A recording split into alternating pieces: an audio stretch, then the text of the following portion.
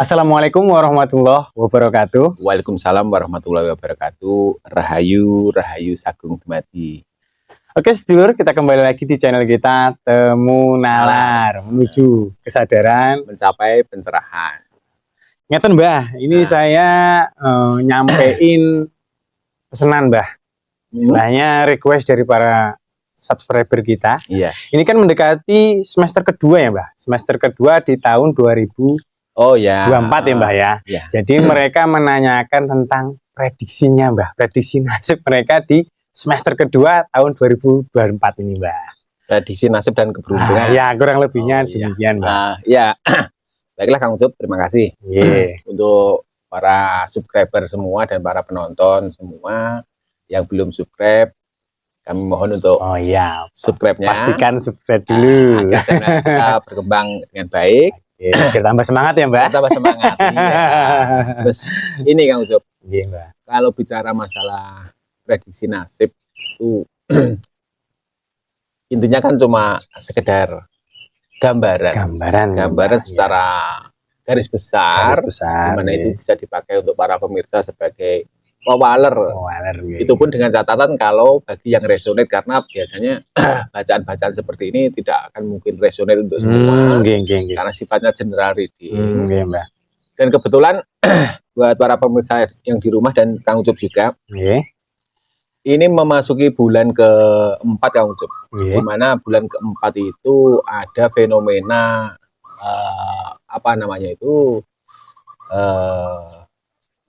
fenomena alam berupa gerhana matahari Kang Ucup. Gerhana matahari Mbah. Nanti di tanggal 9 bulan 4 itu terjadi gerhana matahari total. Yang jelas astrologi juga mempengaruhi terhadap bagaimana kehidupan manusianya itu sendiri. Jadi salah satu yang dipakai oleh leluhur kita dulu adalah juga ilmu palintangan. Atau dalam istilah Jawa sekarang, istilah modern sekarang dinamakan astrologi. Jadi fenomena alam itu berpengaruh.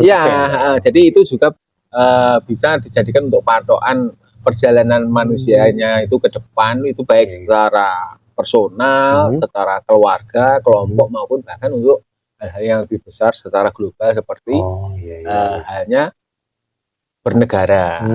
Apalagi kalau sekarang di Indonesia lagi kondisinya lagi hit-hitnya tentang pemilihan presiden. Apakah juga itu resonate dengan masalah adanya fenomena gerhana matahari total itu Kang Ucup? Mari kita kupas sedikit demi sedikit gitu. Yang jelas gerhana matahari itu yang akan terjadi nanti di tanggal 9 April Kang Ucup itu berpengaruh sekali di masalah karakter tentang pemutusan hubungan. Satu, pemutusan hubungan. Dua, penyesalan tentang masa lalu. Ketiga, tentang penghakiman. Jadi memang itu pengaruh dari gerhana matahari itu memberikan efek secara otomatis dari semesta Kang Ucup, yang berupa pemutusan hubungan atau relasi. Biasanya itu akan merefresh atau meregenerasi satu hubungan yang selama ini mungkin dari sederek sedoyo punya hubungan-hubungan yang toksik.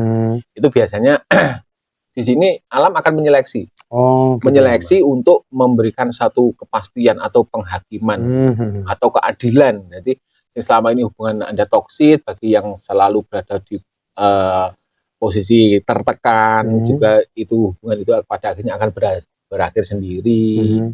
Terus seperti oposisi dan pemerintah yang pada akhirnya di situ juga sing awalnya mungkin terlalu keras untuk bertabrakan, pada akhirnya juga akan rujuk. Itu juga dipengaruhi oleh astrologi juga, oleh fenomena-fenomena alam. Sementara terus di sisi lain ada penghakiman atau justice di situ. Nah, penghakiman itu penghakiman untuk apa? Penghakiman untuk setiap perbuatan dari manusianya itu sendiri atau makhluk-makhluk itu sendiri, yang pada akhirnya di situ akan mendapatkan satu pengadilan. Jadi ini bisa juga disebut dengan masa-masa pembayaran karma juga bisa. Nah, fenomena-fenomena itu berpengaruh di kehidupan manusia, di mana selama bulan April mungkin pas waktu terjadinya pasca terjadinya gerhana itu akan berpengaruh di tingkat stres, depresi, terus kalut, kesal. Orang namanya mau terjadi perubahan kan, kalau sing perubahan dari buruk ke baik juga pasti terjadi satu ketegangan. Pastinya, Mbak. Begitu juga sebaliknya kan. Jadi buat para sedulur-sedaya, jangan heran kalau di fase-fase selama bulan mungkin memasuki bulan keempat bahkan sampai nanti mau memasuki bulan kelima, bulan Mei itu kondisi psikologis dari kebanyakan dari para sahabat semua, para penonton dan subscriber kita semua khususnya itu akan terjadi satu tekanan yang luar biasa. Itu saya kira dialami oleh sebagian banyak penduduk bumi, sebagian banyak manusia, karena itu pengaruh dari lintasan peristiwa semesta itu, Kang Ucep. Jadi, apalagi yang kemarin sebelumnya di bulan Maret itu kan terjadi gerhana bulan juga. Gerhana bulan itu juga berpengaruh. Pada waktu gerhana bulan di bulan Maret kemarin itu, jadi yang paling menonjol di sini adalah satu siklus terjadinya perang keakuan. Di situ pada akhirnya salah satu harus mengalah untuk mengakui siapa sebetulnya yang lebih berhak atau lebih pantas untuk berada di depan atau menjadi pemimpin. Seperti itu. Makanya di bulan Maret kemarin pas kontestasi Pilpres itu kan pada akhirnya diakui atau tidak diakui, kenyataannya memang perolehan suara juga ketimpangannya sangat luar biasa. Mau menerima atau tidak, kenyataannya memang rakyat sudah memilih seperti itu. Nah, itu juga terjadi di kehidupan rumah tangga. Jadi kalau bulan April itu depresi karena akan terjadi perubahan dari fase satu ke fase yang berikutnya, di bulan Maret itu sebelumnya diawali dengan proses keakuan yang sangat luar biasa. Jadi biasanya kalau hubungan rumah tangga untuk orang-orang yang sudah berjodoh itu, yang satu awalnya pengen mendominasi, tapi kenyataannya dia tidak punya kemampuan, pada akhirnya dia harus mengakui pasangan satunya yang memang layak untuk dominan ya, Mbak ya. Dominan, karena punya kemampuan dan memang punya kapabilitas. Itu. Terus nanti memasuki di bulan Mei, Kang Ucok, awal bulan Mei itu fasenya pasca gerhana matahari itu sudah berakhir, masuklah fase-fase di mana terjadinya sumber kenyamanan.